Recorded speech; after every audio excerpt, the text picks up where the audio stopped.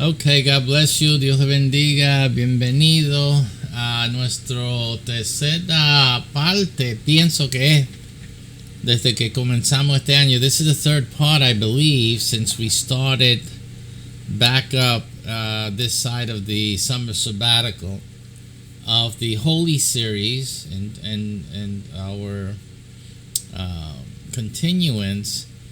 We had started on a branch or an excursion, intellectual excursion into comparing or analyzing, it's appropriately, analyzing the impact of holy on Israel if they had done what they were supposed to do and realized what they were supposed to do. Hemos estado estudiando en estos tres clases que hubiera sido si Israel hubiese entendido el propósito de Dios en crear la nación. En la palabra santo se habían fijado, notado ese detalle, lo que hemos descubierto ya más de 100 horas atrás de estudio. Y entonces hemos hecho tremendos descubrimientos ya en estos tres clases o dos clases que hemos tenido ya.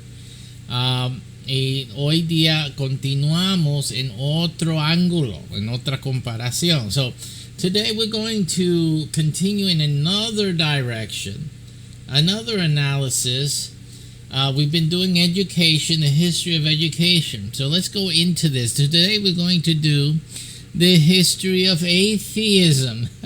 Hoy vamos a entrar en la historia o de la historia del ateísmo y hacer un análisis por igual si el santo se aplica el significado que hemos encontrado y estudiado más de 100 horas ya.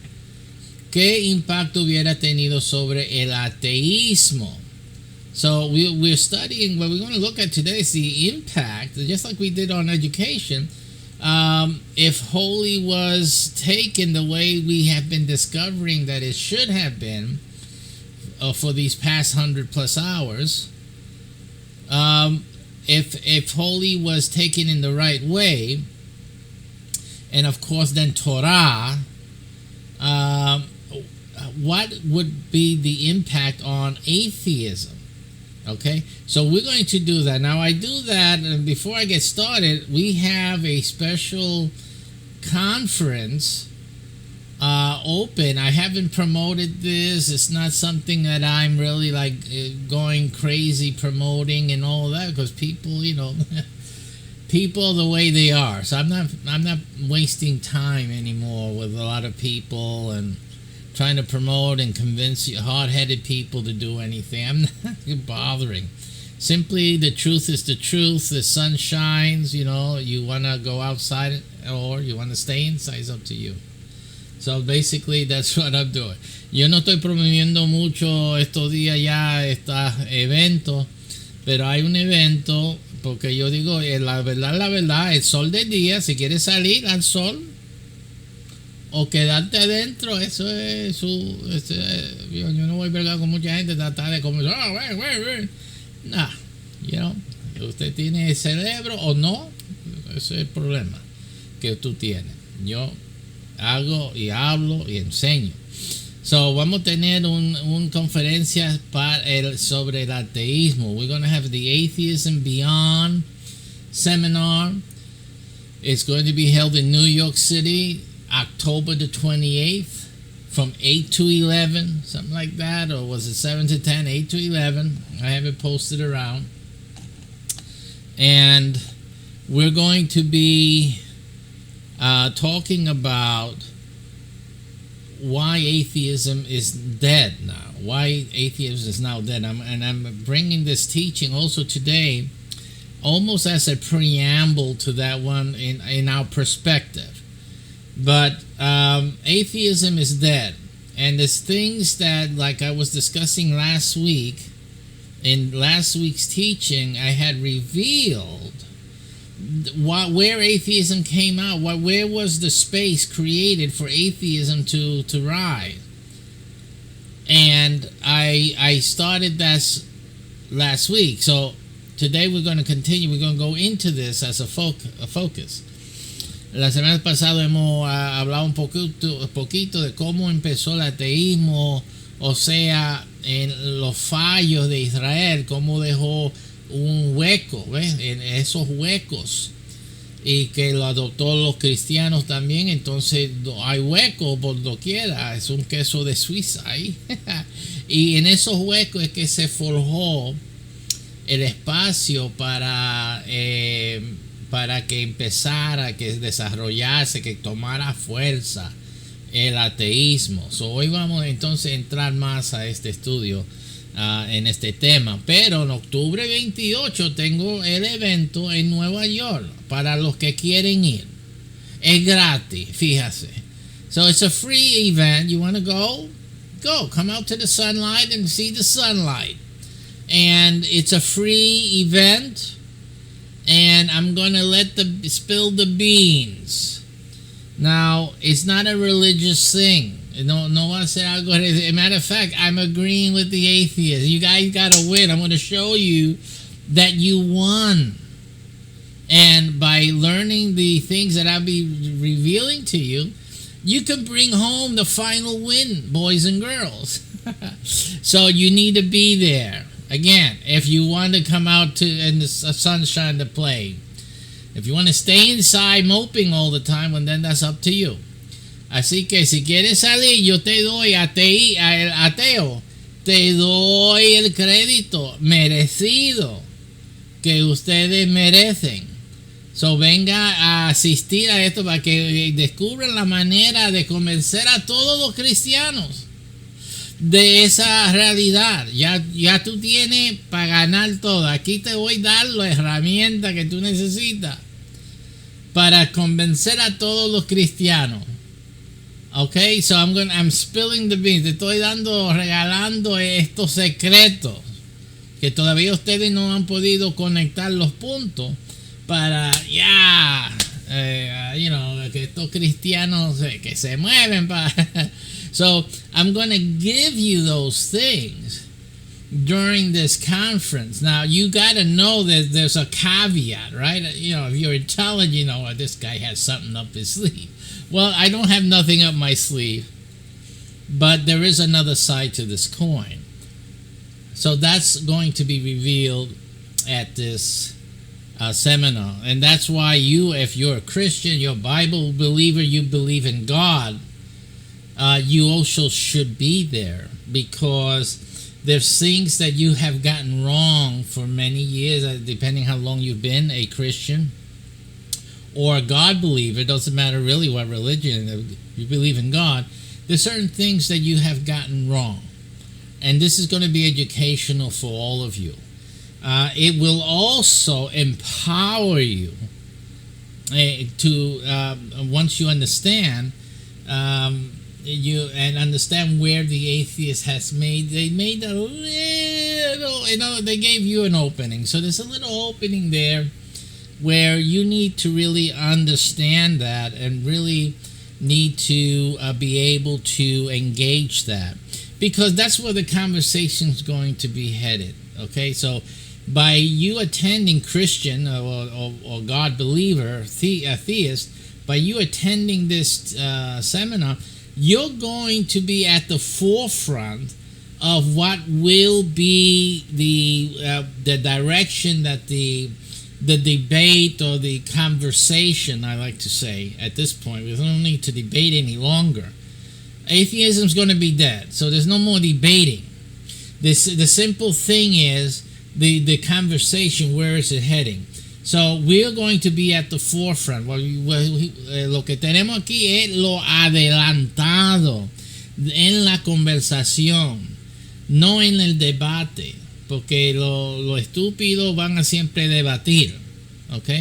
Pero los pensadores ya estamos moviendo más más progresando, estamos progresando más, y si tú atiendes este evento, usted va a estar al día de este empuje progresivo que estamos pues nosotros forjando. So you'll be at the forefront of this progressive move that we are basically forging at this point. So you need to be kept up to date. You need to stay up to date because you are going to be a fossil sooner than later. The debates are done. This kills it. It kills atheism.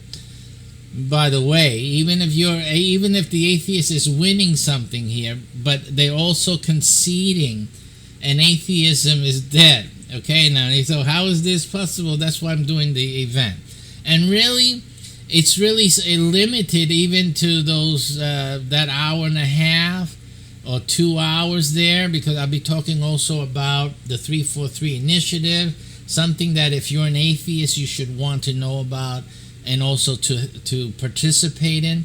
But it's just an opener, folks. So, and I will be doing questions. I will be answering Q&A. I won't be doing repetitive Q&As. I'll be doing. We'll be reviewing your questions. You make sure you get it to me before I transition to the next topic that evening. I'll give you instructions on that evening. And simply only the questions that are, that are top questions, that are things that I did not talk about, that are relevant, but we did not have time to talk about during the seminar, then I will address those, okay? But everything else I've talked about already said what I said on that. I'm not going to be repeating things over and over again. Basically, October 28th is your day. El octubre 28, haga ya, separa, go to, how do I get there? Where do I go? What do I do? You have two places you can go to and do a search. You can go to Eventbrite, BRITE.com, and search for Atheism Beyond, or Moving Beyond Atheism, Moving Beyond. Any of those search terms you should be able, and New York City, obviously, for October the 28th, you should be able to find it. Better yet, just do a Google search, and you'll be able to find it through the Google search, and then that'll lead you into Eventbrite. Así que haga una búsqueda en Google para atheism. Venga a hacerlo en inglés. No voy a hablarlo en español. Esto es en inglés solamente. Así que si tú no conoces el inglés, traiga a alguien que sí y que te lo traduce mientras que estoy haciendo. ¿Ok? Que lo hagan, o usa un sistema. Pero también no tienen que ir. Pueden hacer esto por internet también. El que no vive en Nueva York, no va a estar ahí en octubre 28, pues puede accesarlo a través del internet. We're going to try to make it available virtually. Also, so those of you who can't attend or don't, you're fearful of attending where a small crowd will be there gathered, then that's fine. We'll try to do it also virtually and on the sound, provide you links, but you have to register at eventbrite.com. Also, we have another outlet. Oh my, and right now I don't remember. Let me see if I can. Dame buscar ese otro fuente. There's another place you can go and get the a ticket. Let me see what that place is. Event. My goodness. It just. There's another thing I registered in. Oh, I see. Let me go to my Facebook profile. Estoy buscando el otro enlace, oye. En mi Facebook lo puse, so tienen que estar ahí. Yeah, event. Oh, I see. It's called BBI. It's called EventCube, but if you go to BBI.eventcube.com, Let me just show you this also on the screen, because that'll make like more sense. So let me show you that on the screen here. Give me a minute here. Alrighty. Aquí. So voy a poner en la pantalla. Give me a sec. You can go to bbi.eventcube.io. Aquí pueden ir y I can't select that. And it's the name of it's called Advancing Beyond Atheism. The same thing as in an Eventbrite. That's the name of it. Advancing Beyond Atheism. Okay. And so you can find this on EventCube. Now, what's the good thing about EventCube? Lo que bueno de EventCube es que el que tenga quiere reservar una respuesta que puede responder. Lo que estoy haciendo con esto también es que voy a hacer un libro sobre este tema. So I'm also making a book based on the information that I reveal at the seminar, plus other supporting information. But I'm also allowing, you call me crazy, right? I'm also allowing a rebuttal, a chance for people who are of substance, and I don't mean financial substance, but yes, it's translated into a financial substance, who want to rebut in the book. Así que estoy dando una chance para el que tiene sustancia de responder, con sustancia en el libro, que aparezca en el libro con mi presentación. Outrageous. Esto es algo nuevo, ¿no? Quizá. Yo no he leído todos los libros en la biblioteca, pero yo nunca he leído un libro que tenga también las refutaciones de otros comentaristas. Esto lo estoy haciendo porque es tan importante este tema. So I'm doing this because this topic is so important, and the subject, in other words, the things I'll be talking about are so pivoting.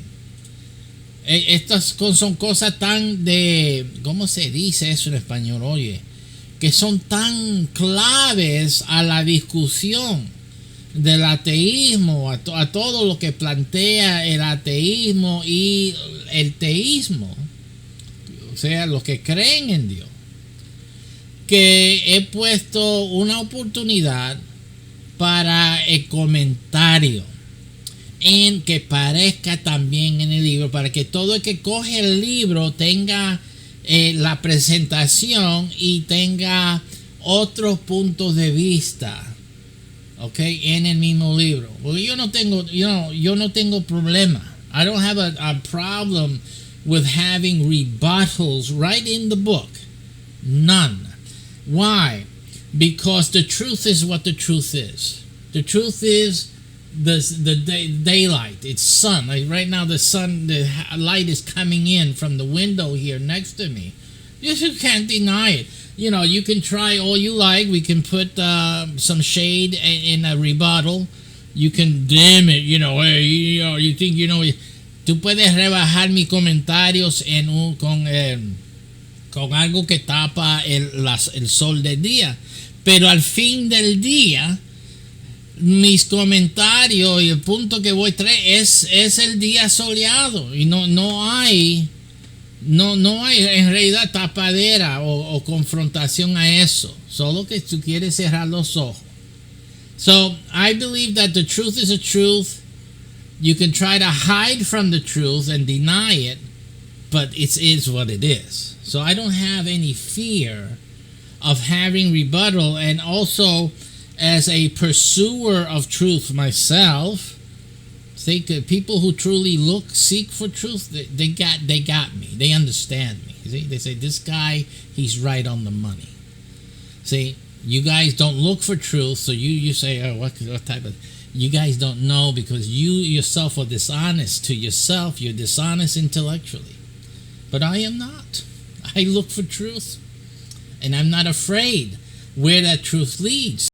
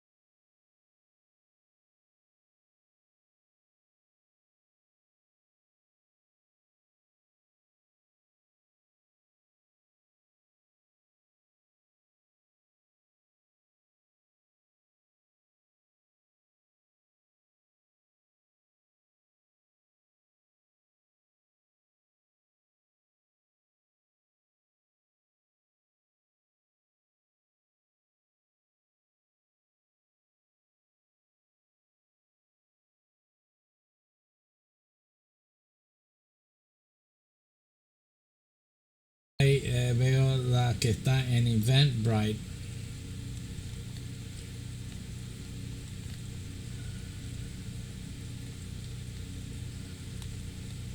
Okay, and it's, yeah. So this is the one at Eventbrite. Esta es la que está en Eventbrite, que es la primera. Oh, and there's the one after it, actually. So that's a good one. So esta así como tú lo ves, bajó mucho. Vamos a ver si está ahí. Yeah, okay. So see how it is. It's right here. Yeah. So here's the flyer. I'm sorry, I have to change the zooming for these things. So let's see. All right, let me try it again. Perdón. Forgive us that they're having so much technical problems finding this guy here. Right? There's so many posts out here. Now this didn't go that far down. Un momento que ya. These things are on the fly. They're not prepared at all. It's just on the fly. Hacemos la cosa ahí al momento, así. So again, free ticket, True Atheism Beyond. This was when one ticket was sold already at for this event. That was August 11th. Now we're in September, so things are progressing. And this is the flyer for the Atheism Must Move Beyond. It's dead otherwise, and this seminar shows you why. Okay, and that will be in New York City. There is a this URL will also lead you to Eventbrite page, to the page on Eventbrite, right? October the 20th, 8 to 11. Okay, so sign up for it. That's the only way you'll know how to see us live, or to get, and you'll get a virtual link as an option. So you may not want to come in person. Who knows what COVID is going around at the time? Who knows? So, but you'll be able to attend one way or the other. So we encourage that. If you have the substance intellectually to rebut, then go to eventcube.io.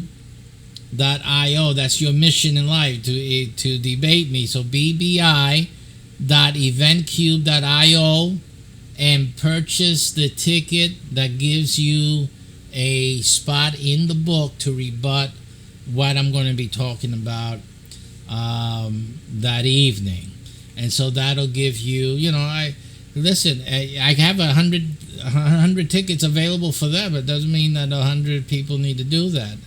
I don't think you all need to do that. Just get 2 or 3 of you who have substance to do it, and come and be at the meeting, be at the event, and do your thing. Okay, it's perfectly fine. All right, so we encourage you to do that. Nosotros avisamos. Every Christian should be here. You guys aren't going to go nowhere. I know it already. Okay, right? Because you guys are the problem. I'm going to tell you right off the face of it, right on the face. You have created atheism. You and the Jewish also, and we're going to see that in today's lesson. I'm going to prove it to you. You created atheism. So right now you're saying, I'm not going to go. That shows the symptom of the problem. You created the problem, and now you can't admit to it. You cannot believe that your defense of the gospel has created atheism. But we're going to show you today's lesson. So hold on. Let's get going. And we're going there right now. But make the date. Put it on your calendar. October 28th. Because things will change from that point on in this issue, this debate, this discussion. Dios le bendiga a todos. Ese día vamos a cambiar el mundo. Octubre 28. All right. Let us go into our teaching today. Now, what we're doing is that we're going to analyze atheism, how it started. Because doing so, we're going to make certain realizations. And the realizations are, like I just shared, that y'all started atheism.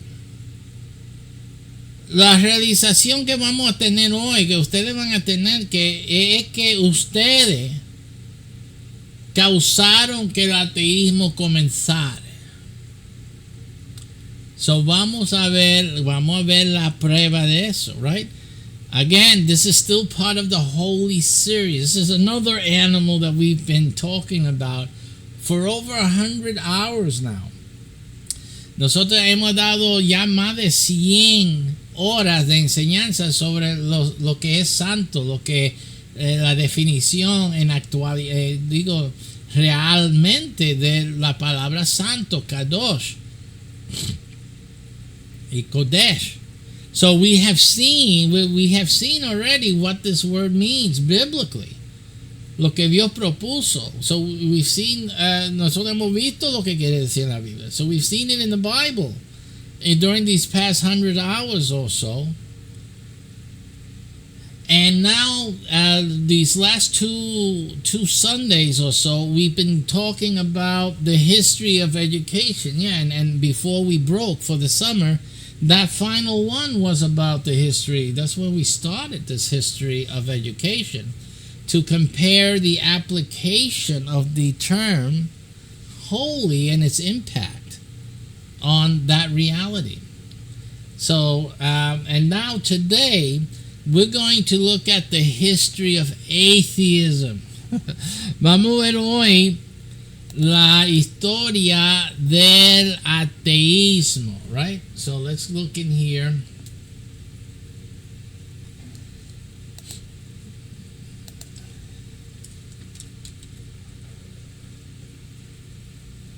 History of atheism. Okay. La historia del ateísmo. And today, get your pen ready. Get your pencil and paper ready. Busca su lápiz porque esto es tremendo. Okay? So you are going to see the facts of it. Okay? And here we are. And we'll start. Atheism we're at Wikipedia again. We're not looking at scholarly sources or anything. It's just a Sunday school class, folks. You know, there are sources to this. Hay recursos más académicos. Ustedes están en lo académico, pues vaya ya. You know, that's all right. We're just dealing with simple folk, and we're looking at this topic. Okay, it gives us some idea. Okay. Esto nos da una idea, no estamos tratando de decir, Wikipedia, que esto es un recurso de gran reconocimiento. No estamos hablando de eso, estamos solo buscando una referencia nada más. ¿Okay? Son cosas que se pueden verificar en otros recursos académicos. Vaya a estudiar. Yo no estoy aquí para quitarte el ímpetu para estudio, chacho. You know, si en algo es para que ustedes continúen investigando. So I'm not here to take away your impetus for learning stuff, you know. Some people seem to think I got to show you academic scholarly work. No, I don't. You need to look for them yourself.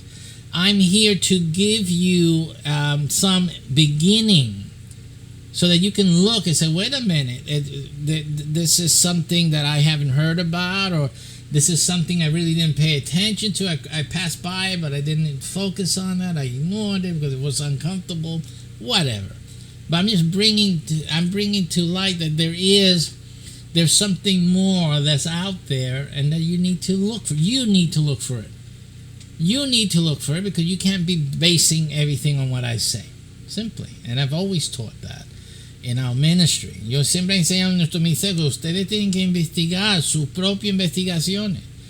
Ok, solo estoy abriendo el apetito, right?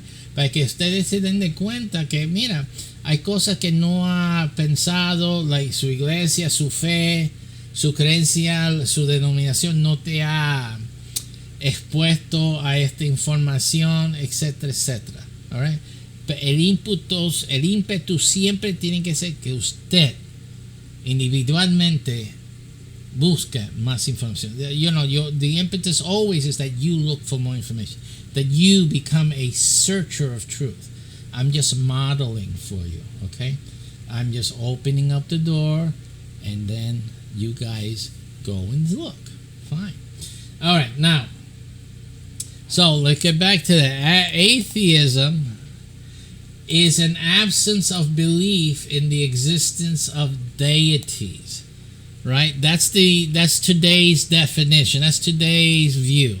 La vista de hoy es que el ateísmo, a ver si no, el ateísmo, vamos a ver si me lo dan en español.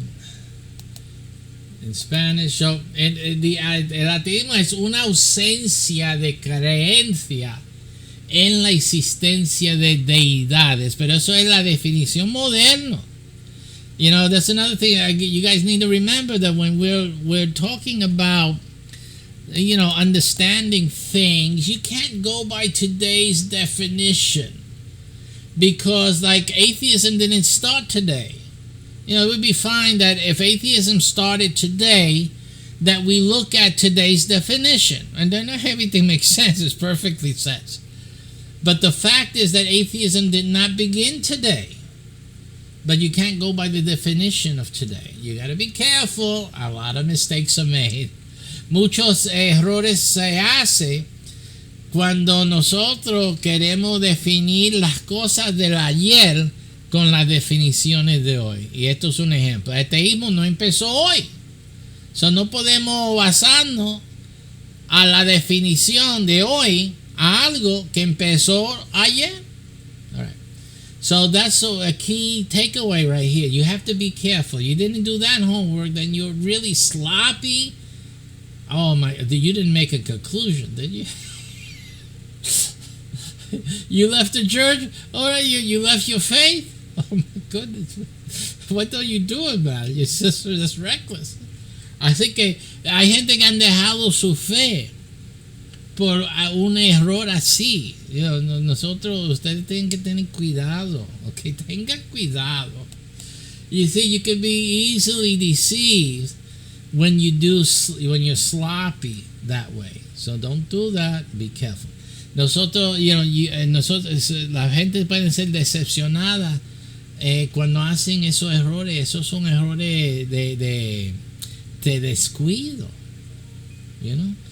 So tenga cuidado en eso. No haga movimiento mucho de su fe hasta que usted está cierto en las cosas que tú piensas, y tiene que tener mucho cuidado que lo está pensando bien, porque eso es muy, muy peligroso. So let's get back to this.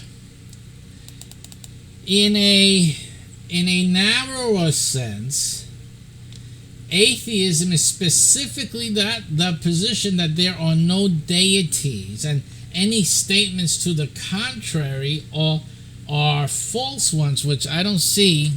I understand where the arrogance is, but I don't see how that's really a scientific point of view to take. Oh, there can be no other statement. It's kind of like, it's as ignorant as a lot of people of faith, right? So, but anyway, that's what atheists do all the time. They're actually in a religious thought process still, but there's a reason for that. Muchos de los ateos hacen esa arrogancia así mismo como hacen los de la fe, los cristianos y otros religiosos. Pero la razón por que lo hacen es porque todavía son religiosos, no han dejado la religión. Pero no diga nada. Pero ese es el síntoma. ¿Ok? Y hay algo en eso. October 28th. Come and find out why that is. Ven a ver y descubre octubre 28 por qué es así. Es gratis. So, it's a free seminar, October 28th, New York City. Let's go. Make the day. Come over. In the East, a contemplative... Okay, I'm sorry, I didn't... The English term atheist was used at least as early as the 16th century. Okay. So este término fue usado desde un temprano tiempo que el siglo XVI. Temprano. And atheistic ideas and their influence have a longer history. Okay, so las ideas y conceptos del ateísmo tienen más tiempo, pero el nombre ateísmo vino desde los 1600, right? el siglo XVI, que no es mucho tiempo en términos al conocimiento de los deidades, ¿verdad? O el concepto de deidad en el mundo. So it isn't really early in the sense of the concept of deity in the world. But there are concepts, habían conceptos, ideas o influencias ateos anteriormente. So of course there were always going to be. You can always say there's atheistic thinking from before then, because even the Bible tells you that. You know, Tú no tienes que ir más lejos que la Biblia te dice quién fue el primer ateo. So the Bible shows you atheistic ideas. What's an atheistic idea? Disobey God. Disobey what God said. Adam did that. The first man did that. So there's been atheism really in the world from the beginning. El ateísmo, en términos de concepto, de influencia, de tendencia, ha estado presente en el mundo desde el principio, right? Con el conocimiento de Dios, también había influencias ateo. So even with the knowledge of God, which Adam had at the beginning, there was atheistic influence already, right? So how can that be? Well, where do you see darkness? How can you see darkness? With the light, right? When there's light, you can see shadows, right? There is darkness. So it happens to coincide with the presence of light. So simply, hay sombra donde hay luz.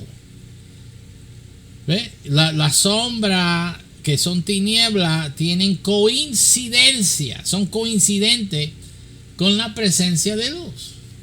So si hay Dios revelada, también al mismo coincidencia, también debe haber sombra.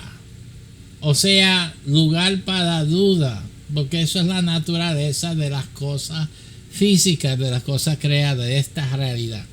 Because you have to understand that whenever there is, God can be manifest as light, let's say, as in our example, there's at the same moment that God is manifest to Adam, there was also a space for shadow. Because the light is shining, but behind this microphone here, there's a shadow cast. That's the space for disbelief. Okay, so that it happens coincidentally in our reality, because that comes from the nature of our reality.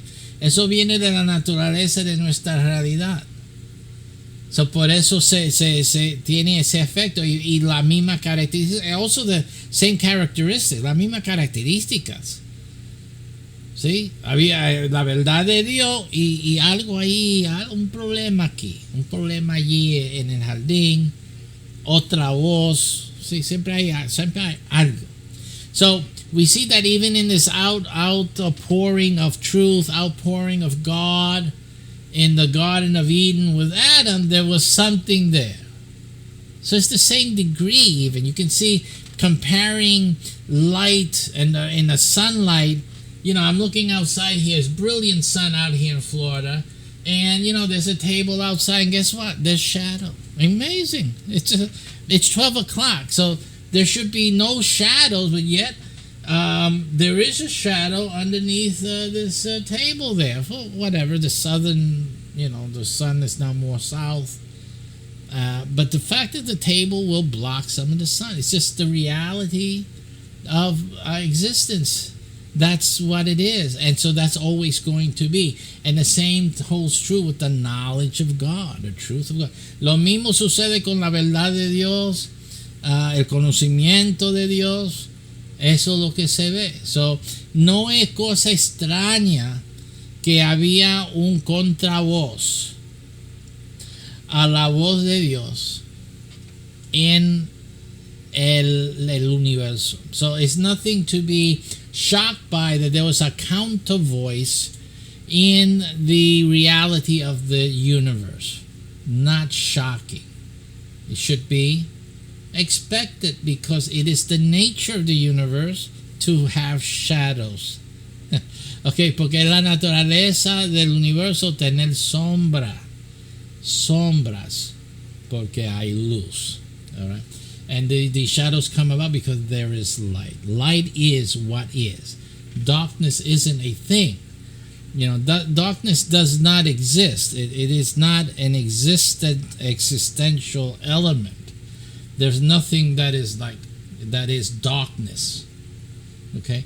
It is simply the lack of light. That's the big cheese. That's it. Light is. Light is real. Darkness is the absence of the real thing. That's all it is. It's a state of not being with the real thing. So, así que la oscuridad no existe. La oscuridad es la ausencia de lo que existe, que es la luz. Alright, so eso es todo. Las tinieblas no es nada. Sí, no es nada, sino es un sitio, una región ausente de lo que es algo real, que es la luz. Eso es todo. So usted tiene que realizar eso. You know, these are things even Christians have trouble with, because they always talk. You read the Bible, so darkness, this darkness, that darkness, you know, and you think it's like a thing. You're not understanding God at all. You're not understanding the Bible. That's where religiosity comes in, and that's where all you guys get fooled. And then you make fools of yourself, and the atheists come in. Así que los muchos cristianos, gente bíblico, judíos, lo que sea, you know, ellos siempre no entienden la Biblia y los conceptos, you know, y entonces están diciendo cosas que no tienen sentido, y por eso entran los ateos cuando no está supuesto entrar. Ustedes están supuestos a ser hijos de luz. You know, we're supposed to be, you guys and me, we're supposed to be children of light. There's no darkness there. It's not a thing. You know, a light bulb does, if it had a brain, it's a darkness. What? What's that? Una bombilla, si tuviera cerebro, you know, si tú le dices, y la oscuridad, las horas, dice, ¿qué es eso? Eso no tiene, esto no es real. Lo real es la luz. Yo no sé lo que tú estás hablando. Eso es la reacción de una bombilla que tenga cerebro, ¿eh? So, ustedes, si somos hijos de luz, nosotros no estamos hablando de tinieblas y como si fuera y temorizado de tinieblas, menos. And afraid of the dark, of darkness. I don't want to be like a little kid, but really there's nothing there, isn't it? Don't you understand that? There is nothing there. Right? So you have to understand that. I was a little kid when I realized that in the darkness there's nothing more than was there when the light was on. And in fact, the only thing that's different is that there's no light here now. That's it. Everything else is the same. So when I came to that realization, I stopped being afraid of the dark. It's as simple as that. So cuando yo era niño, yo vine a una realización que no había razón de temer la oscuridad, porque la única diferencia en este lugar, en este cuarto, por ejemplo, de noche, es que se apagó la luz. Nada se añadió. Nothing was added to the dark room. You know, so just the light would turn off. Nothing came into the room after that. There's nothing added to the room. It's just simply the light went off, and that's that. And when I was able to understand that, then my nighttime fears ceased. Así que no tuve más temor de la oscuridad, porque la oscuridad no es nada diferente que cuando hay luz. And that's why, you know, my kids look at me and say, "Dad, you got X-ray vision?" I said, "Why do you say that?" I said, "Because you walk in throughout the house, you walk with all the lights off. There's no light." Ellos me dicen, "Tú tienes ojo radio X." Y dice, "¿Por qué tú dices eso?" "Porque tú de noche caminas toda la casa sin luz. ¿Cómo tú puedes caminar en la casa cuando está todo negro de oscuro?" Y nosotros estamos en el campo aquí. So, es oscuro. No hay luz de ciudad ni nada. Y esto es jungla, oscuridad. So this is when we're in the country here. So there's no city lights or anything, not even a street light. This is all black as black can be and dark as dark can be at night. So they asked me, how can I walk through this house without a problem. They don't hear me tripping, hitting anything, bumping into nothing.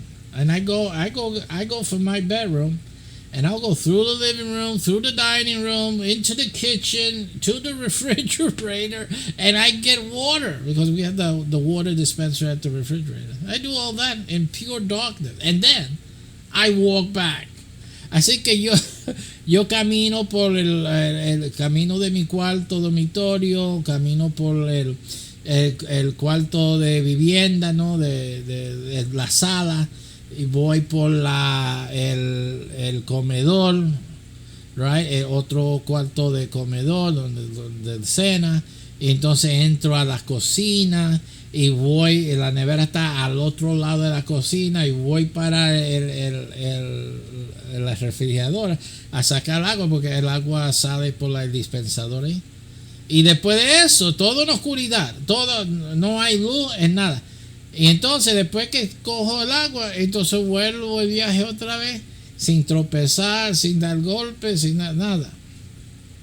So, se quedan maravillados estos hijos míos que cómo tú puedes hacer eso. You know, so how can I do that? It's simply because I've been walking through the house all day long for many, many days. Everything, I know where everything is in the house. It's the same in the dark. Así que las cosas en la oscuridad están en el mismo lugar cuando estaba la luz del día. So nada, no hay diferencia. So yo puedo caminar porque ya yo sé. You understand? So again, you know, people are afraid of what they don't see, but they have to realize that if you know what's there, you don't need to see because you have knowledge. Knowledge is seeing. It's very literal. It's very true. El conocer es bien. Por eso, cuando uno conoce, uno ve. No necesita estos ojos. Uno tiene conocimiento. Uno ve, uno sabe. Y eso es verdad, you know. All right. So anyway, so these are the things you gotta pay close attention and be very careful. It says in the East, a contemplative life not centered on the idea of deities began in the 6th century. So, and this began in the 6th century BC, before the Christian era. Okay, before the Christian era. Now, and I'm wondering now if they had neglected to put that here. I'm just wondering. Estoy pensando que quizá no añadieron esto aquí. Okay, so that's something to look at. Maybe a mistake, a typo. But again, you know, Wikipedia is what it is. That's why this is not a scholarly work here. With the rise of Indian religions such as Jainism, Buddhism, various sects of Hinduism in ancient India. Now, the interesting thing about this is the 6th century before the Christian era, right? This is nowhere near when Israel came out of Egypt, right? Remember that you got to understand these things. So, esto empezó con esto religiones indias en el siglo sexto antes de Cristo, pero eso es bien distante de la salida de Israel de Egipto. Fíjate. So again, in our study of the impact of the misunderstanding of the word holy and the fact that then Israel did not take its place in the world as a kingdom of priests and a holy nation way back when to all the other nations. Well, look at here. Look at what an impact the void creates. You guys don't understand. Mira el impacto del vacío que estamos hablando de 1600, 1400 años antes de Cristo que Israel salió de Egipto. Fíjate, mira tanto tiempo, casi 1000 años, vamos a decir 1000 años para ser redondito. Let's just say it's 1,000 years between Israel coming out of Egypt, God giving them all the secret sauce, and now India, one of those nations of the earth is mine. India is 600 years before Christ. They start having these non-belief in God ideas. See what happens? Usted ve lo que está sucediendo, lo que viene. Now, what would have been an impact if Israel had stayed faithful to God, had understood? It's not an issue. Listen, Israel could have stayed faithful to God. Doesn't mean they would have understood. So that's not it. It's not the issue of being faithful to God as opposed to being faithful to God for God's purpose to be fulfilled in you. That's a different thing. Because you're being faithful to your religious idea of what God wants you to do. El problema aquí es que no estamos hablando de ser fiel a lo que Dios dijo, sino al propósito de Dios en decir, en instruir. Que no es suficiente solo obedecer a Dios religiosamente, pero Dios no quería esa religión. Que ya hemos probado que Dios no quería religión. So it's a different thing that you take it to mean obeying God religiously as opposed to the purpose that God had, because we already know that God condemned taking his stuff religiously. We already saw that in Exodus 20. God doesn't want a religion. So if you're thinking religiously, exit out, because that is definitely something that God did not want. He did not want it to be a religion.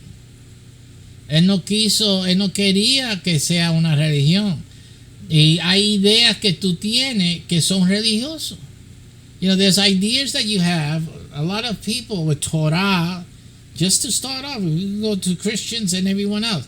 There's many religious ideas and beliefs that are religious. In other words, that they are based on taking God's word religiously. Okay, religious has a meaning to it. It has a meaning. It is our attempt to do something to connect with God. See?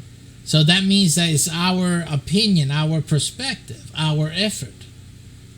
So all of these things are religious in nature. So todas estas cosas que son nuestro esfuerzo, nuestra vista, nuestra obediencia, todo esto es religioso.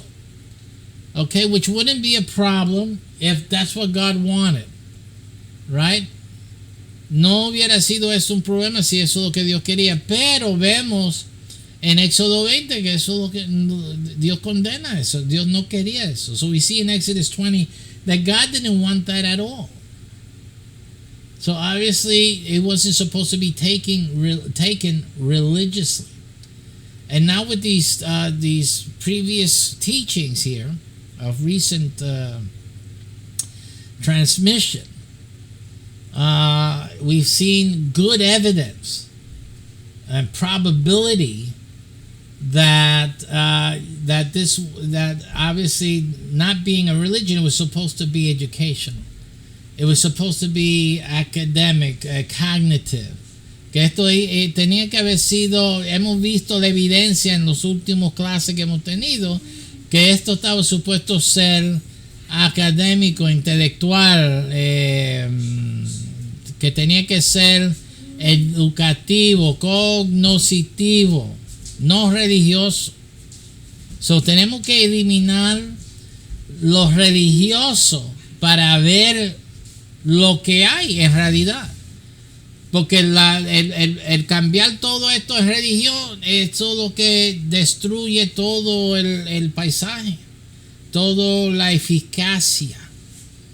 So when you take things and you make them religious, then you lose all efficacy. You lose the true sight of what it is in fact, because we're taking everything in a religious form, and then that we lose the true meaning, which wasn't intended to be religious at all. That's the whole point. Ese es el punto entero. Here we see that 1,000 years after Israel leaves Egypt and God gives them what's supposed to be what enables them to be a kingdom of priests and a holy nation, holy meaning a teaching nation, right? Education, you see. 1,000 years later, now we have the beginnings of atheism. Now there's a vacuum. Israel failed firstly at understanding.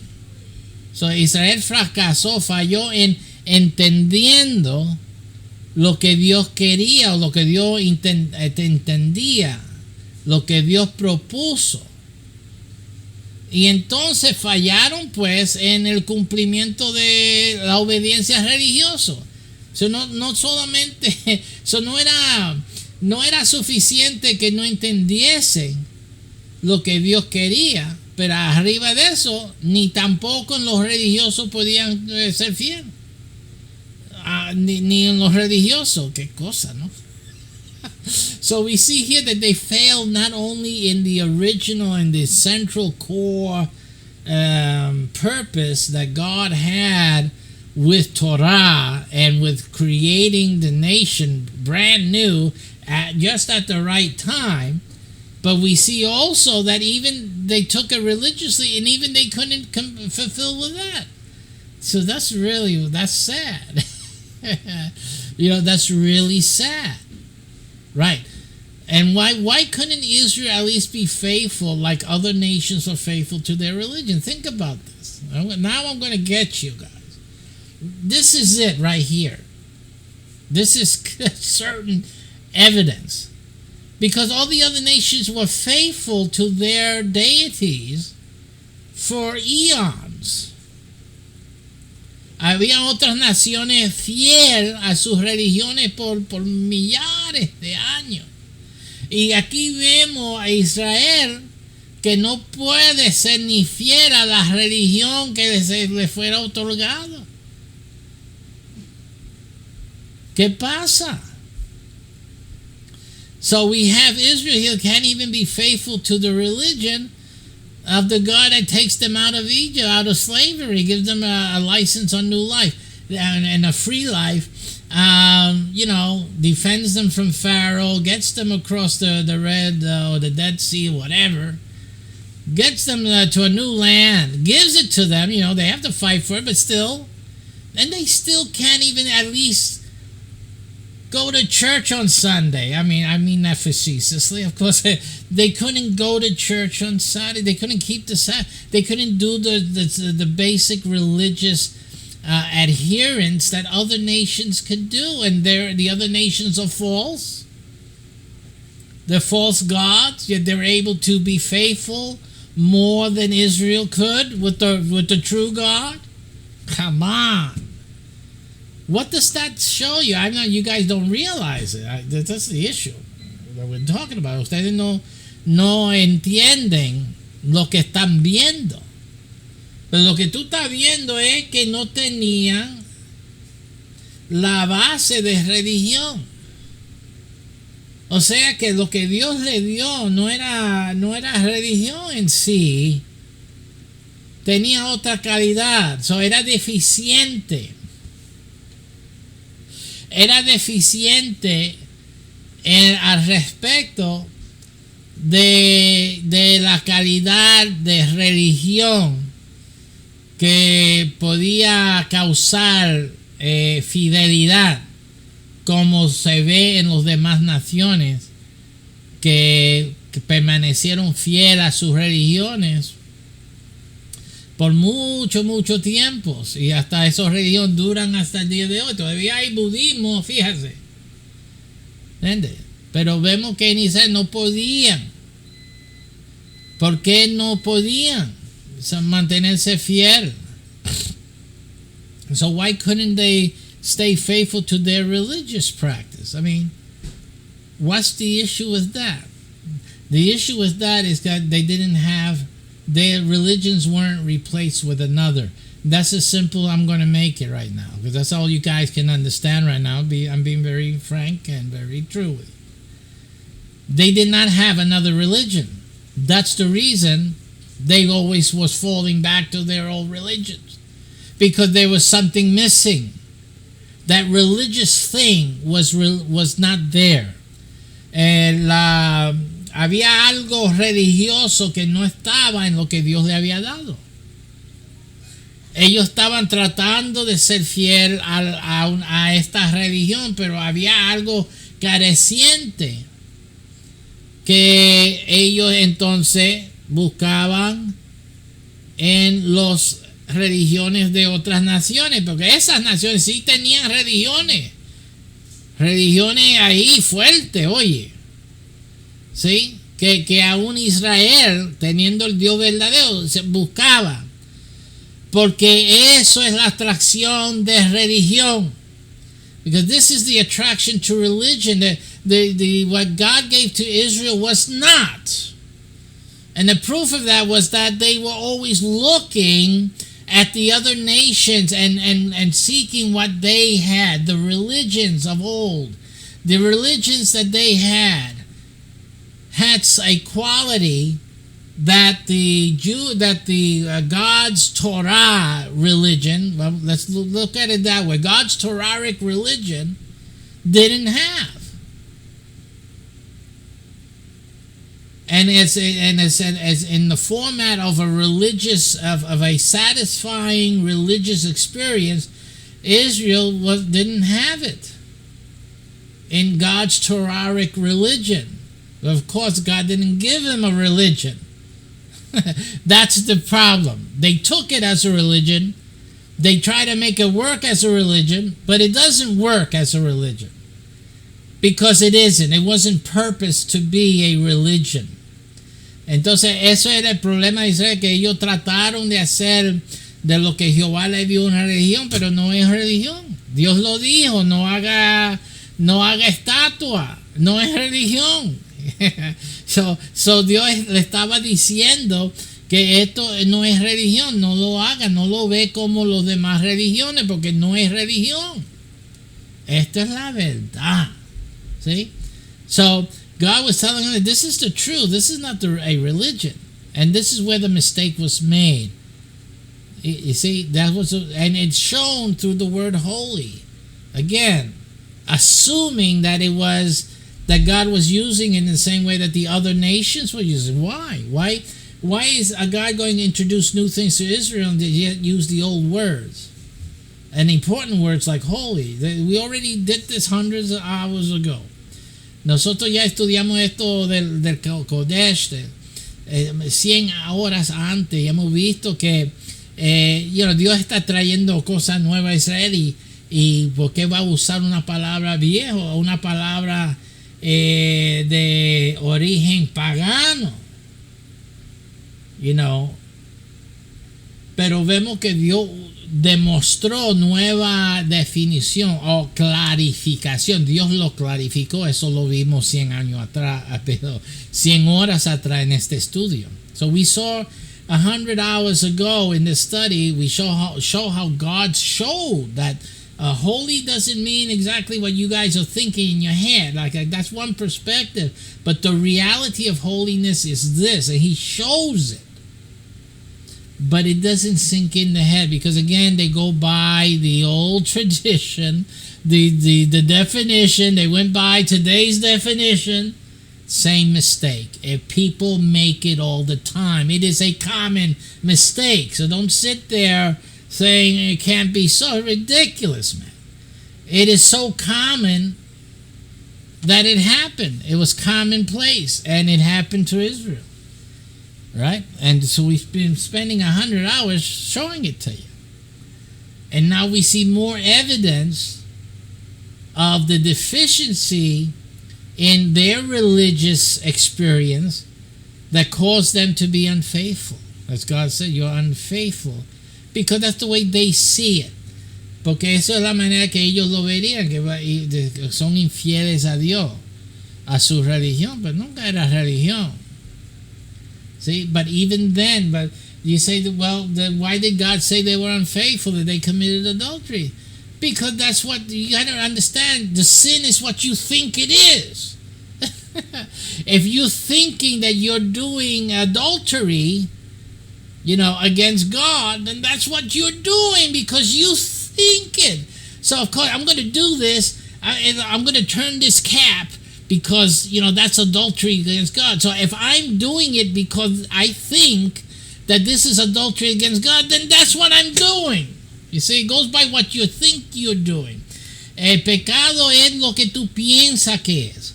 Si yo pienso que abrir esta capita es pecado contra Dios, entonces estoy pecando contra Dios, aunque no lo sea. Porque así la Biblia describe lo que es pecado. Es que si tú lo piensas que esto es pecado, abrir esto, y tú lo haces con ese propósito, entonces tú estás pecando contra Dios. Punto. Porque tú lo crees.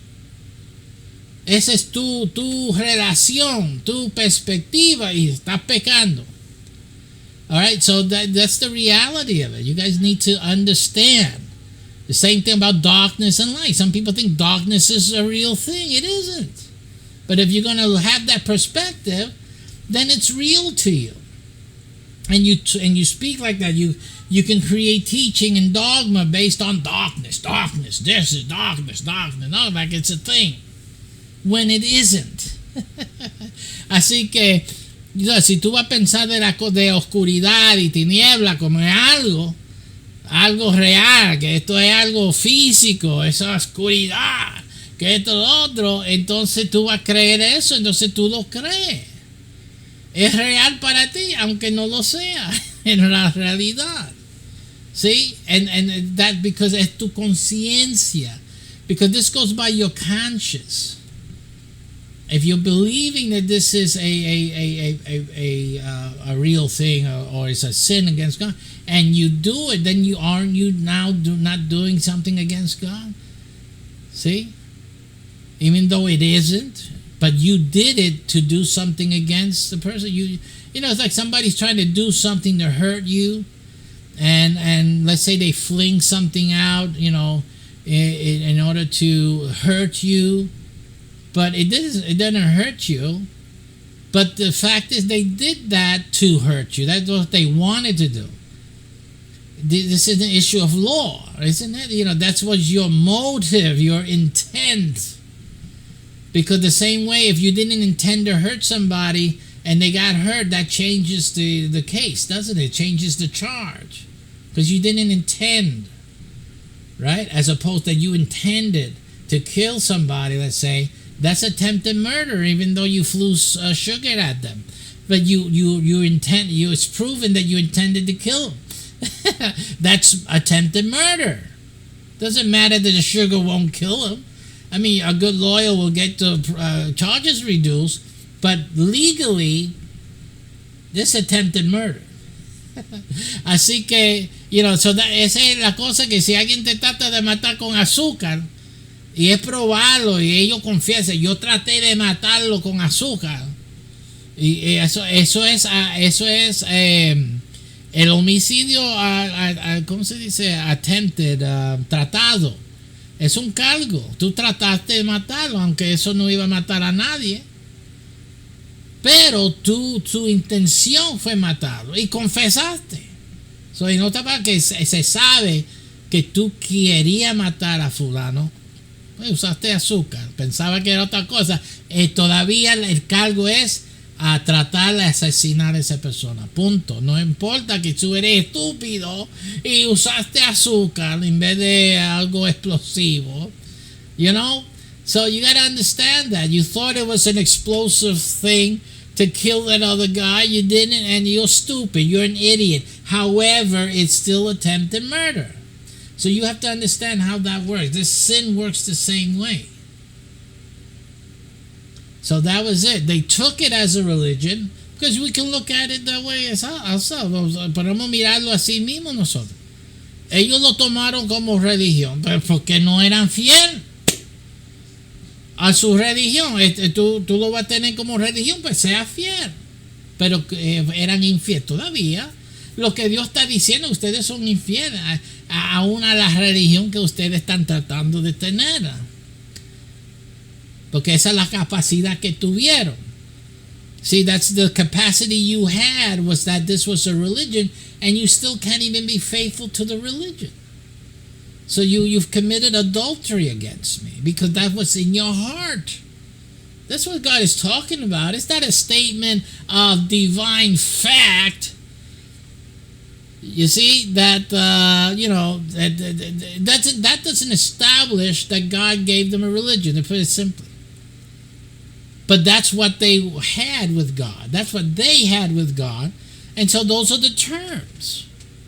Así que ellos querían religión con Dios. Entonces esos son los términos. Even if you give it, think about it. When Israel wanted a king, you remember that? Cuando Israel quería un rey. And the prophet got a little, perturbed that they're rejecting him. What was wrong with me and God telling you guys what to do? And God tells the prophet, don't worry, they're rejecting me. Ellos me están rechazando a mí. Que cuando querían, el profeta estaba un poquito molesto. Que ellos querían rey. ¿Qué pasa? Yo estoy aquí para dirigirlo con la voz de Dios. Con el aviso de Dios. Ellos no se puede profeta, ellos me están rechazando a mí. ¿Ve?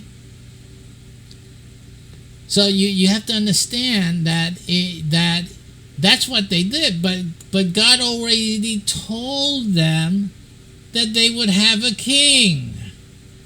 It was already the plan of God that they would have kings. ¿Viste? Era el plan de Dios que tuviesen rey. Ya lo había profetizado que iba a tener rey. Fíjese, pero estaban rechazando a Dios. ¿Y entonces qué? ¿Dios lo iban a tener rey o no iban a tener rey? Yeah.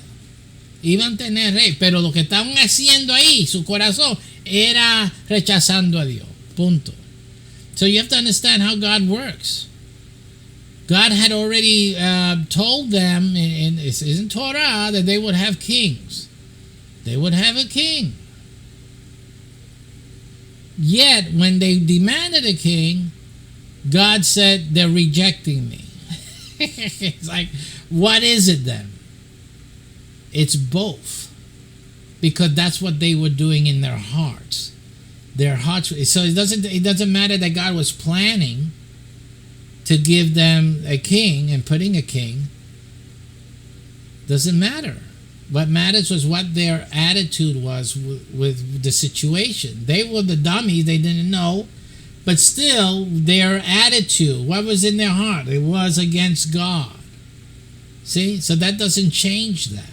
So here we go again. Yes, God deals with Israel as if they had a religion because that's what Israel wanted to do. That's what Israel did with God's instruction, even though God said clearly that this is not a religion. Well, when I say clearly, he didn't tell them this is not a religion. He didn't use those words. He did it conceptually. So you have to understand, which is even, it's more than words. If you think about it in concept, it's more than words, except that if you don't have a brain, you don't have understanding, then you're lost. That's it. But if you had understanding, you say, oh, well, then this is not a religion. Right? Because anyone that say, well, God telling them not to make a statue doesn't make it not a religion. Yes, it does. Because you look at another, how would Israel know? Well, you just look at the Torah. Look at Torah. Look at Torah and look at how Jacob's wife, right, takes her father's idol. Why did she do that? ¿Por qué cogió los ídolos la esposa de Jacob y se lo llevó? ¿Por qué? See, you have to understand. Because no iban a adorar a Dios de Jacob. People make assumptions. Well, when are they going to praise and worship Jacob's God. Where is Jacob's God? Tienes que entender que dónde estaba el Dios de Jacob.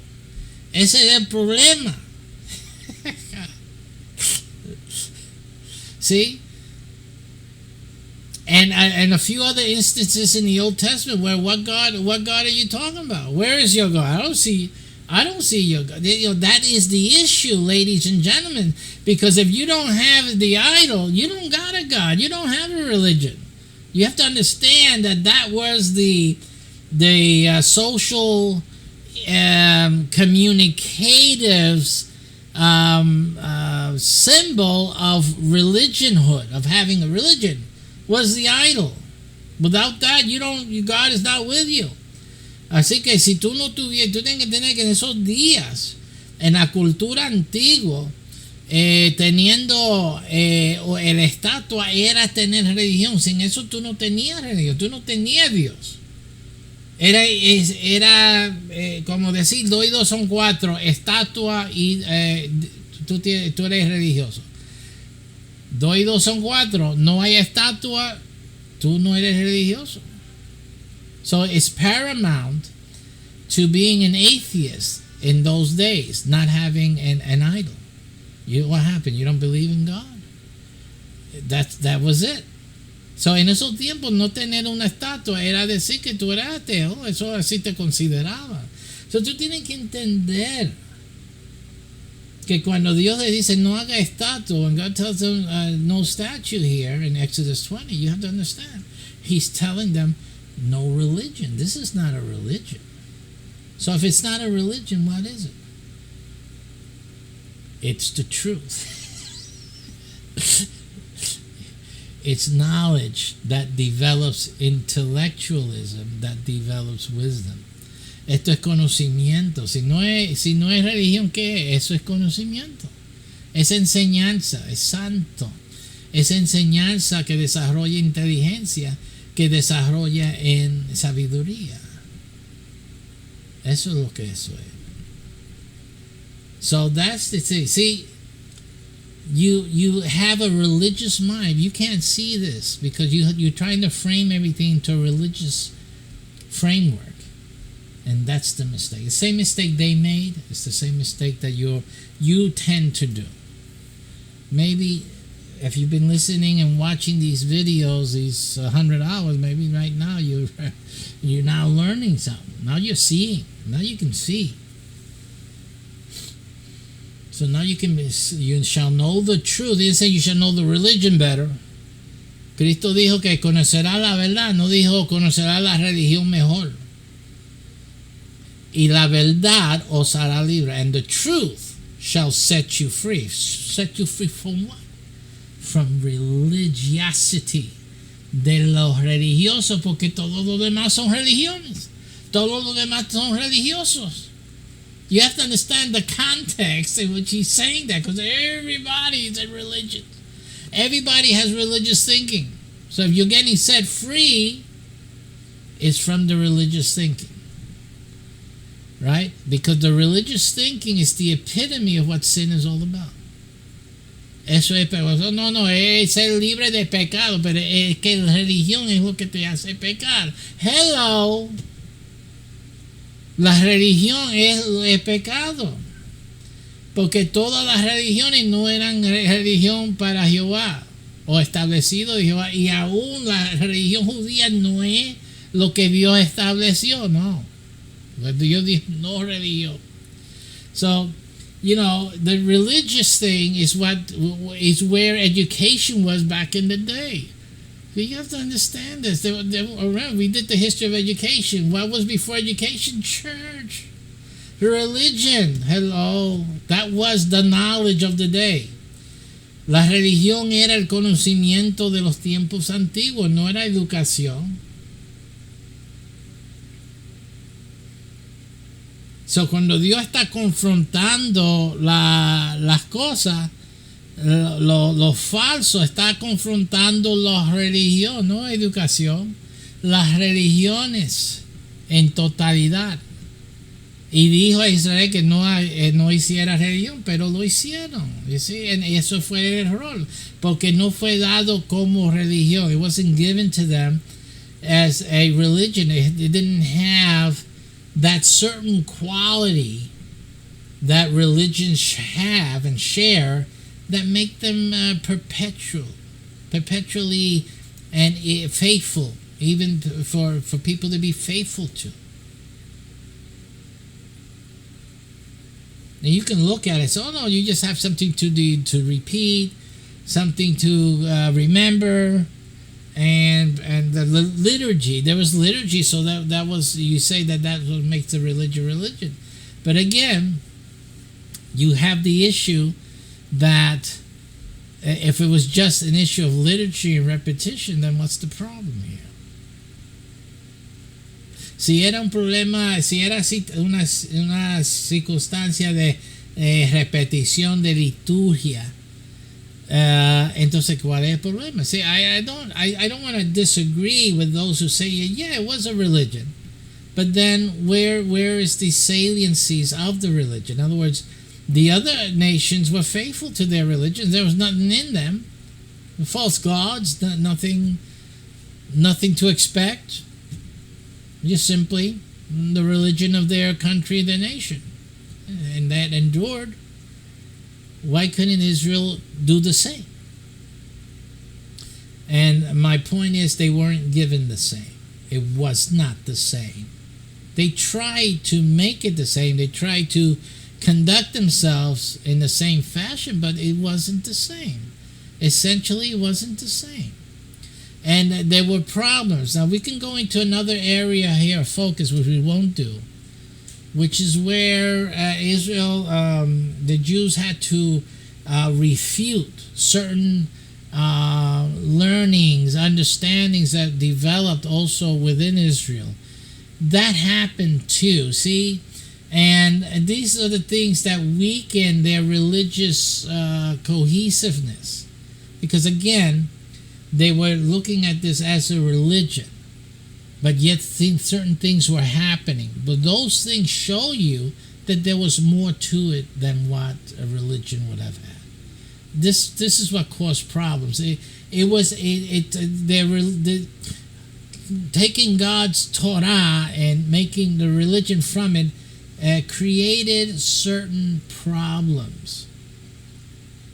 You know? And they try to resolve those problems by simply saying, just obey.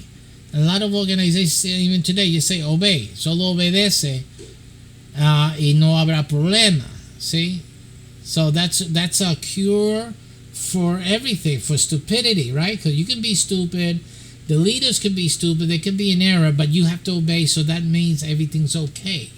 If everyone obeys, then we have peace in the valley.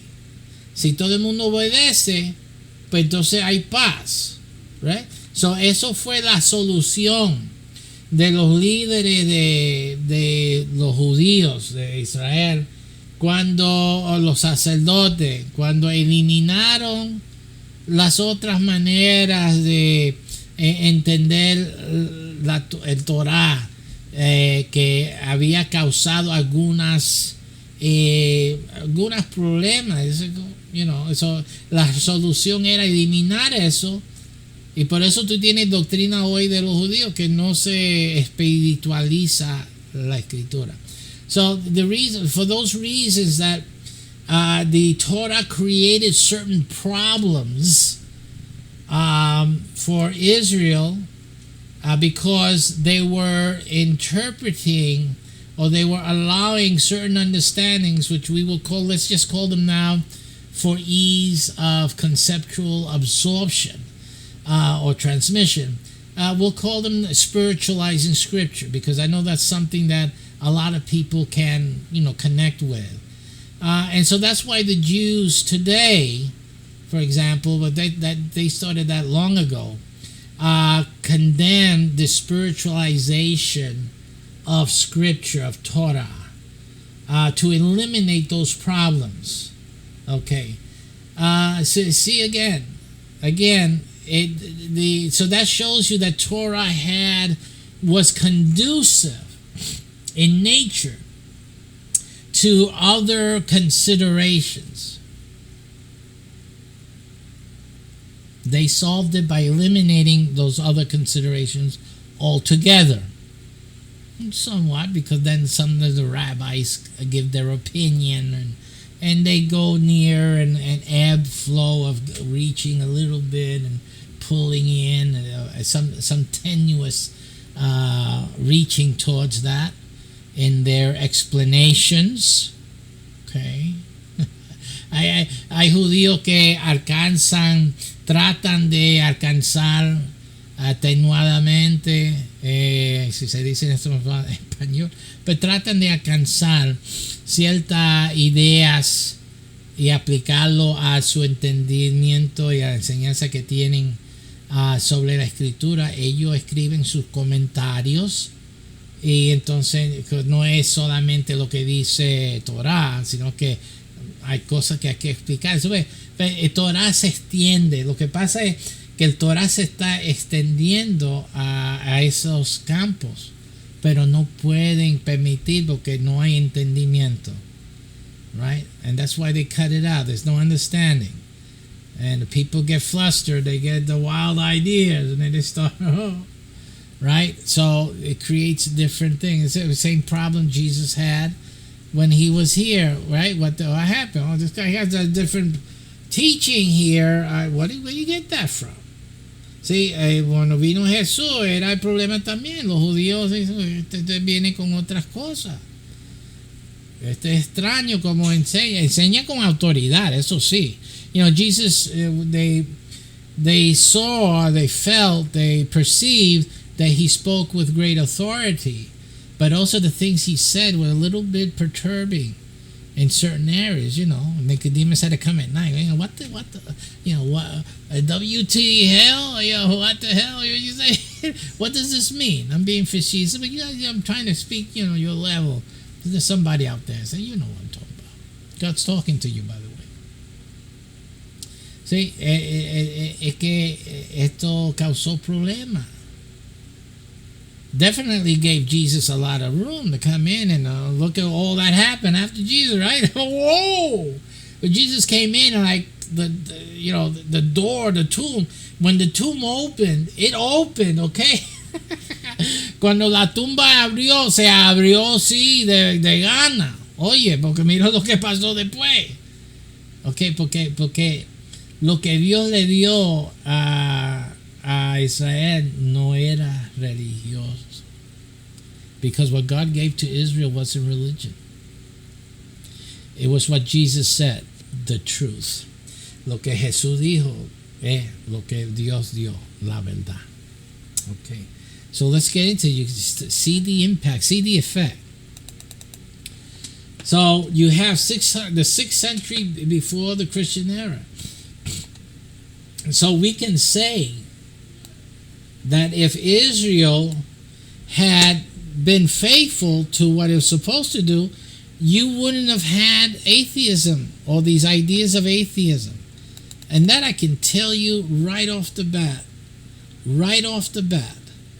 That's a fact. And on top of that, when the Christians came in, the problem with the Christian, they maintained, because it's a Judeo-Christian, they maintained some of the weak stances or the erred perceptions that the Hebrews had. And so also Christians were not able to eliminate atheism. They should have. I did. All right, in terms of what I have to teach you in the atheism seminar, does away with atheism. Okay? Why? Because I'm not looking at Torah as religion. That's why. And that simple switch, this is not religious, this is the truth, eliminates atheism. Kills it. Así que el switch es sencillo de no ver a Torah como religión, sino como la verdad.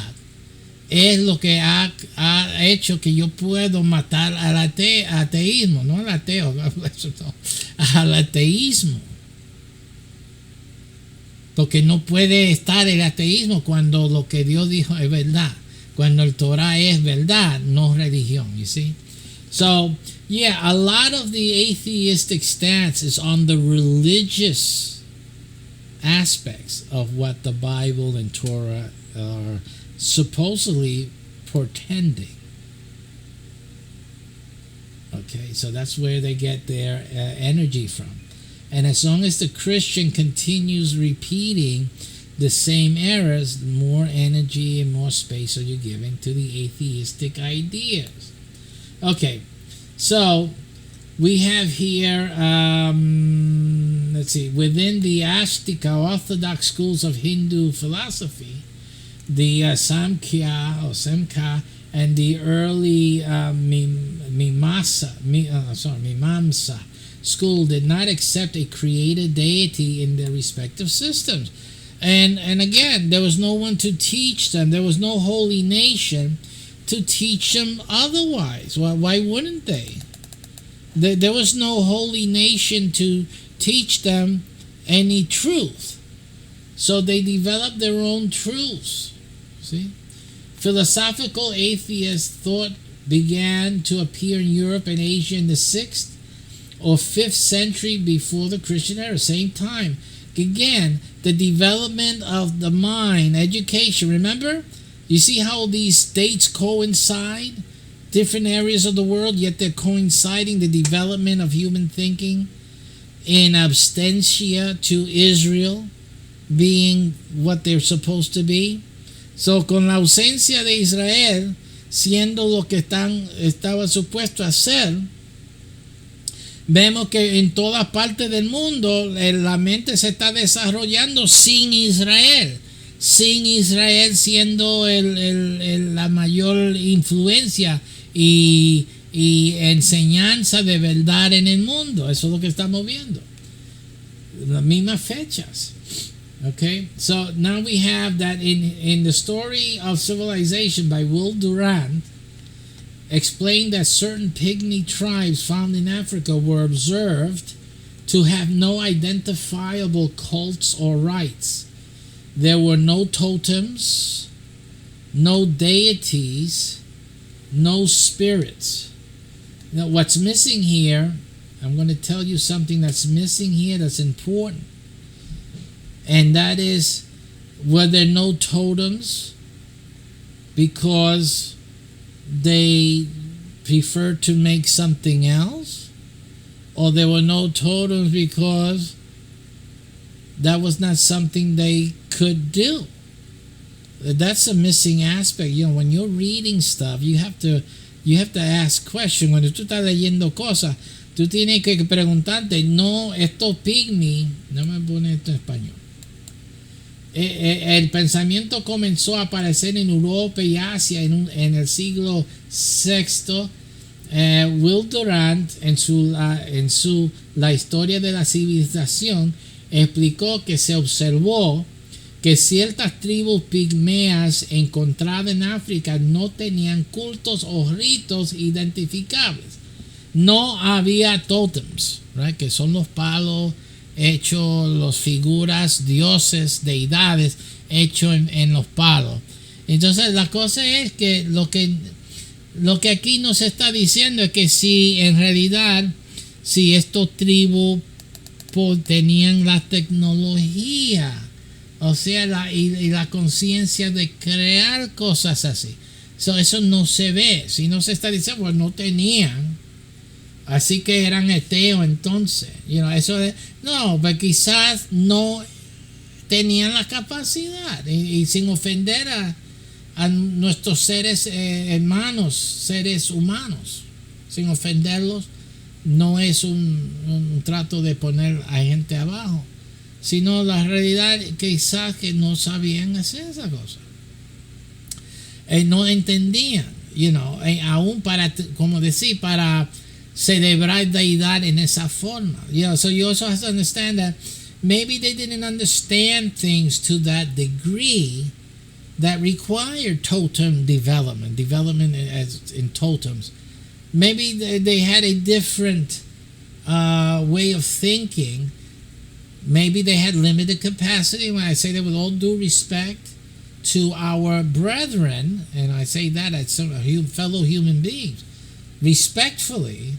But if you're living on an island or you're living in Africa, and all you got is trees around you, nature, and girls, you're not necessarily be thinking, higher than what you got around you. You know what I'm saying? So it's not too far-fetched. It simply wasn't a part of their communication, wasn't part of their vocabulary, or their mental their mental reservoir. Simply, instead of going to the conclusion that these were atheists. Okay, so en vez de decir que estos pigmeas eran ateos, quizás no tenían, con mucho amor, con mucho respeto, que no tenían, que no era relevante, vamos a decirlo así, no era relevante a su vida. Eso es todo. All right, so, because I don't have a totem and I believe in God.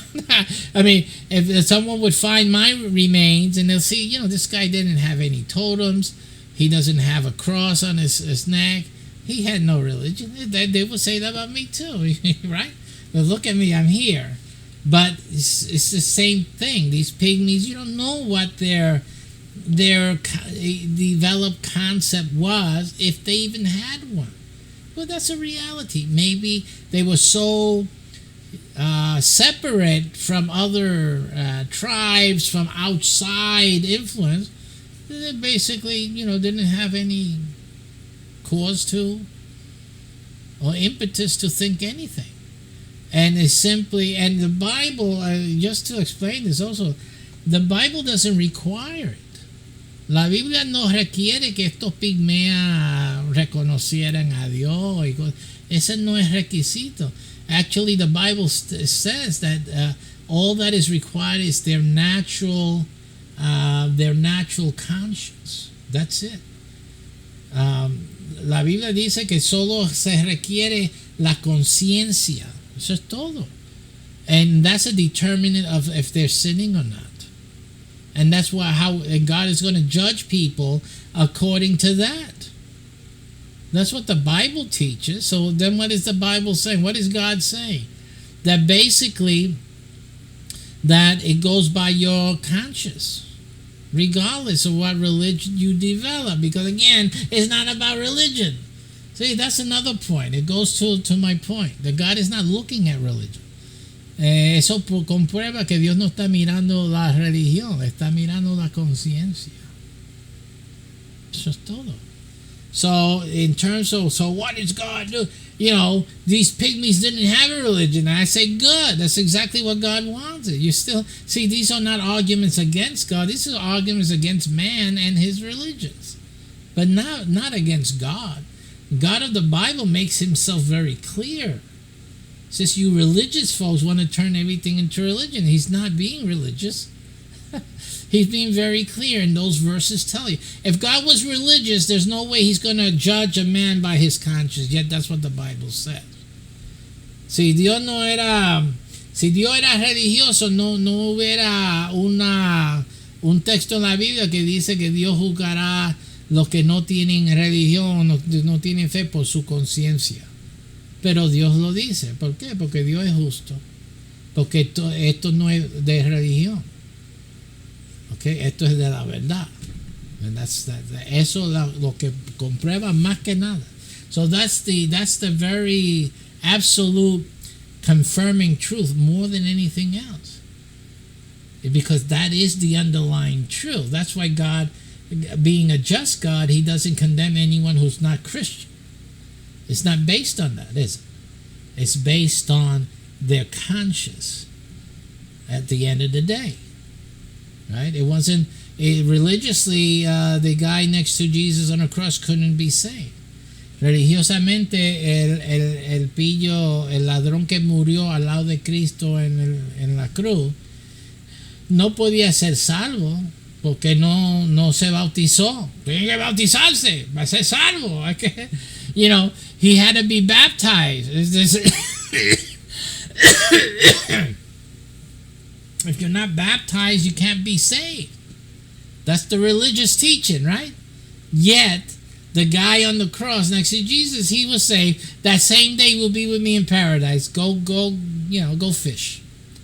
See, because the base reality is that it's not religion. Religion doesn't save you.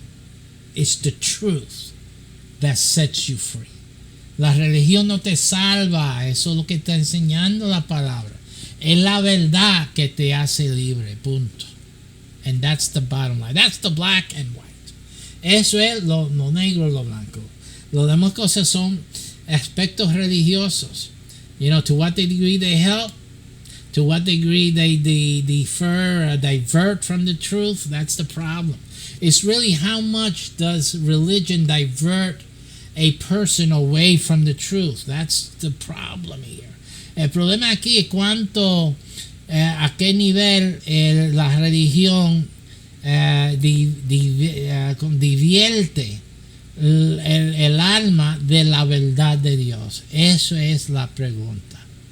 Porque todo mundo, todo creyente en cualquier religión, el problema son los demás religiones. Todo el mundo está mal, you know, menos ellos, right? So everybody's wrong, and you have your religion. Everybody else is wrong. You're the one that's right, right? But you're not dealing with the issue. Listen, if the other guy is wrong, you are wrong too, because all of you are in the same boat. You're all in a religion, okay? So you're just throwing stones at someone else in a glass bottom boat, just like you got yours. So you got two people in glass boats throwing stones at each other. That's what it is right now. So la religión son dos personas en un barco de cristal tirando piedra uno al otro, de vidrio. Imagínense. Eso es lo que es la religión. See? But the only one that Jesus said was free was the one who knew the truth. See that? So el único que estaba libre era el que conocería la verdad. Punto. So you guys gotta use your brain. All right. So let's continue wrapping up for today. The philosophical atheist thought began to appear in Europe. Okay, no, we did that already. So again, the pygmy tribes, no totems, no deities, no spirits, right? Their dead were buried without special ceremony or accompanying items and received no further attention. Again, who would bury? I know people. Listen, let's talk about this. Okay, let's talk. Vamos a hablar tú y yo. ¿Qué tipo de persona hoy día enterrarían un muerto así sin ceremonia, sin cosa, sin atención, como si fueran que, hablando con mucho respeto a todos, que tiraron un mojoncito y siguieron caminando? Hay gente hoy día que harían así mismo. You know, there's people today that would do that, like if they're throwing out a piece of crap, you know, they let it drop and they just keep walking. There's people who would do that today, right? We don't have to be pygmies over there to do this. There's people right now in our modern day society, in our modern day cities, that would do the same thing. Do you know who they are? Some of you do. That's why I mention it. Most of you don't, because you're not helping people, and you're like, you know, you don't realize, you know, how there's different types of people, different states of mind, right? Different mental health scenarios, right? So you're not aware, but there are people today that would do just the same thing. So, you know, for me, it's easy for me to see, okay, these pygmies, all right, they're not building Empire State Buildings in quite a distant future. These guys are simply letting it drop where it drops and keep walking, simply. And with that, I said everything. And that's believable. That is quite reasonably exactly what's happening here. It isn't that they are atheists. It's just simply that they don't have the mind for any of it. They're very simple. Okay? Aquí que el tema de esta gente son sencillos. Esto es lo que está parecido así. Estas son gente sencilla, no tienen mente para estar si ateo, si teo, si hay Dios, si no hay Dios. Son muy, muy sencillos. Casi como los animales. They're almost basically like animals. Again, with all due respect, I'm not condemning ancient civilizations, our brethren, human brethren. No. But come on, cavemen. They just don't have any more to it. Because there's people today that don't have any more to it. And we can keep going up the ladder. It's all the same issue, right? At a different level. But it's just you can't do any more.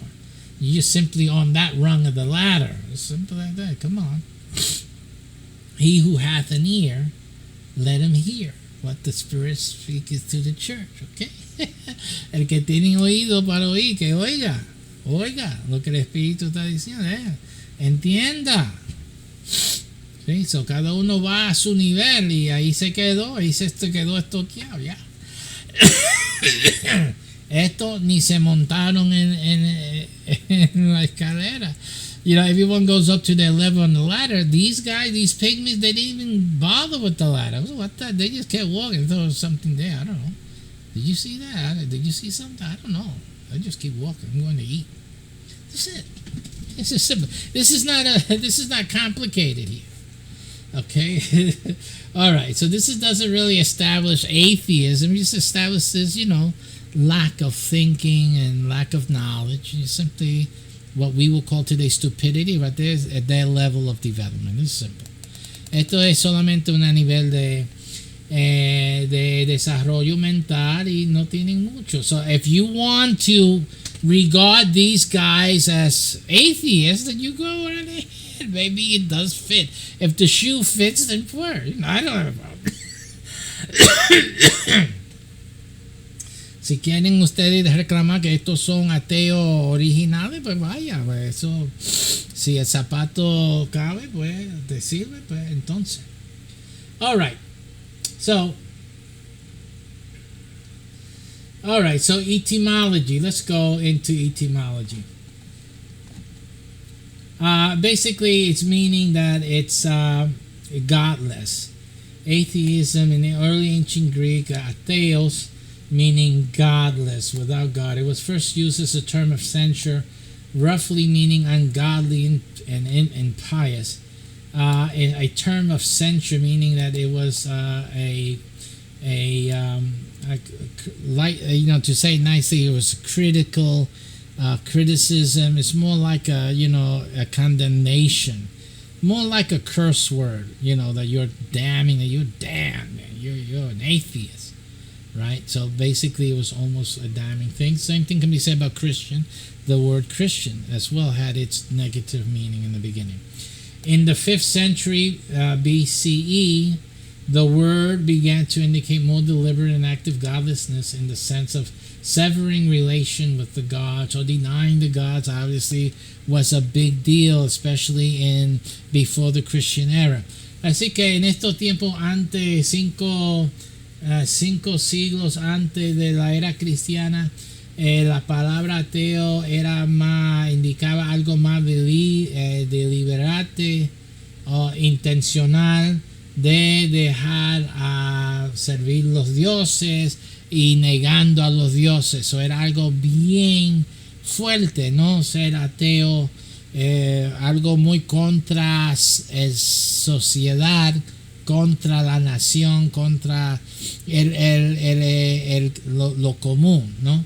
So it was against something against the social context.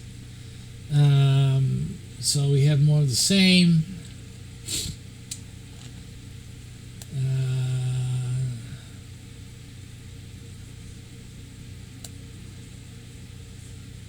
Okay, and again, it was used in a pejorative sense to the other. Así que los cristianos lo usaban contra los helenistas. Again, porque no querían servir a Dios, era muy mundano en los términos que nosotros diría hoy. They were worldly in our terms today, but back in those days, being worldly was being against God, especially within the context that a lot of the Hellenists were thought of as former Israel. And so again, you guys are fighting against God. You're still going against God. You're atheists. So it became more intensive. That even now in this state that you guys have, you were severed from Israel, and you're still fighting this fight against God. Okay, so atheism as a label of practical godlessness was used as early as 1577. Alrighty, so basically these are later uses. Atheism was first used to describe a self-avowed belief in late 18th century Europe. So entonces la palabra ateo vino a ser, o ateísmo vino a ser identificado como un movimiento, o sea, como una creencia en el siglo XVIII en Europa, especialmente marcando una falta de creencia, una negación de creer en el Dios abrahámico. So it became a body of people believing against the God, particularly against the monotheist God, Abrahamic God, otherwise known as the God of the Bible. So entonces el ateo específicamente, el ateísmo es descrita como una creencia en contra del Dios de la Biblia. Okay, so eso es el ateísmo. So that's what people have to understand. Today, globalization contributed to the expansion of the term to refer to disbelief in all deities. So now, since the globalization exposure to world civilizations, now we have this issue of, this is just a disbelief in all these deities altogether. But originally, and this is the point I want to make, originally it is a denial of the God of the Bible. Así que originalmente esta palabra ateísmo es una creencia contra el Dios de la Biblia en particular, aunque ahora es contra todos los dioses, toda la idea de Dios, todo lo que se refiere a esa cosa, una falta de creencia en cualquier cosa así. Originalmente el ateísmo fue directamente en oposición a la creencia en el Dios de la Biblia. So it's important to note that you have to own this. This is things that you have to own when you're believing in atheism. That it is particularly referent to the God of the Bible, particularly so. So que el ateísmo en particular es contra el Dios de la Biblia. En particular tiene ese cara. You see it here. It's the saliency of it, and historically, like it or not, you cannot divorce the direct opposition to the God of the Bible. It is a historic fact. Es un dato histórico. You can talk about the historicity of Jesus, and we can debate on the historicity of the Bible, but definitely the historicity of atheism is against the God of the Bible in particular. Okay? So that you can't get rid of. So that is a fact. So el dato es que aunque pueden hablar de la historicidad de Jesús, la historicidad de la Biblia, no pueden negar la historicidad del ateísmo siendo en contra el Dios de la Biblia. Yeah, I make that a point because that is historically proven. Okay.